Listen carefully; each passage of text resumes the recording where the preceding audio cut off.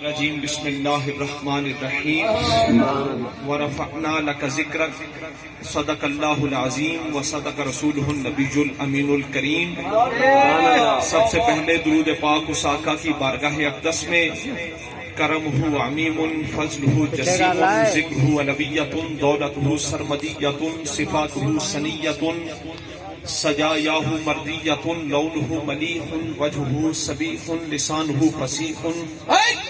قرآنہ صحیح علمہ وسیع قدرہ رفیع قلبہ سلیم شانہ عظیم آیاتہ باہرۃ معجزات متواترۃ خصائلہ محمودۃ شفاعتہ مقبولۃ حجتہ ساطعۃ حکمتہ بالغۃ نسبہ ابراہیمی حسبہ اسماعیلی اصلہ ادمی فرولوی الطافہ کریمۃ افعالہ جمیلۃ اخلاقہ حمیدۃ اوصافہ جلیلۃ دینہ خیر الادیان ذہنہ عمدۃ الاذہان جبرائیل و میکائیل وزیراہ ابو بکر و عمر صاحباہ بآواز بلند سرکار کی بارگاہ اقدس و انور میں درود و سلام کا نذرانے الصلاۃ والسلام علیک یا رسول اللہ وسلم علیک یا حبیب اللہ الصلاۃ والسلام علیک یا رسول اللہ وسلم علیک یا حبیب اللہ الصلاۃ والسلام علیک یا رسول اللہ وسلم علیک یا حبیب اللہ الصلاۃ والسلام عاشقان مصطفیٰ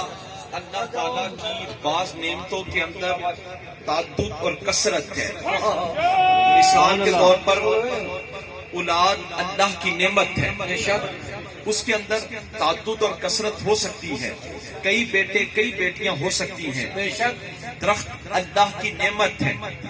ان کے اندر بھی کثرت ہو سکتی ہے۔ تارے اللہ کی نعمت ہے، ان کے اندر بھی کثرت ہے۔ اللہ کی بعض نعمتوں کے اندر تعدد اور کثرت ہے، یعنی وہ تعداد میں کئی ہو سکتی ہیں، لیکن اللہ کی بعض نعمتوں میں تعدد اور کثرت نہیں ہے۔ جیسے ماں ایک، باپ ایک، آسمان کا سورج ایک، چاند ایک، جسم کے اندر دل ایک، سورج ایک، چاند ایک، ماں ایک، باپ ایک۔ اسی طرح عالم روحانیت کے اندر اللہ کی بعض نعمتوں کے اندر تعدد اور کثرت ہے۔ جیسے ولی کئی ہو سکتے ہیں، غوث کئی ہو سکتے ہیں، کتب کئی ہو سکتے ہیں، ابدال کئی ہو سکتے ہیں، صحابی کئی ہو سکتے ہیں، پر عالم روحانیت میں محمد مصطفیٰ،